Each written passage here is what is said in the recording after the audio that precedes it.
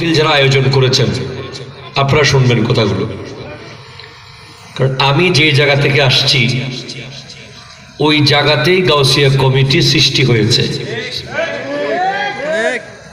মারহাবা বলেন না?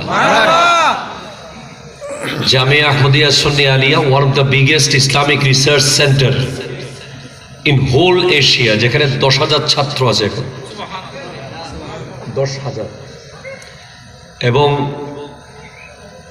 মহিলা মাদ্রাসা আলাদা, কামিল পর্যন্ত। সে জামিয়ার যিনি প্রতিষ্ঠাতা, 1954 সালে যিনি প্রতিষ্ঠা করেছেন এই জামিয়া, ওনার বাড়ি বাংলাদেশে নয়। তখন বাংলাদেশ পাকিস্তান আলাদা ছিল না, পুরোটা একটা ছিল। আল্লামা সৈয়দ আহমদ শাহসিরি কুটি রহমতুল্লাহ আলাইহি, যিনি নবীজির 39তম আওলাদ,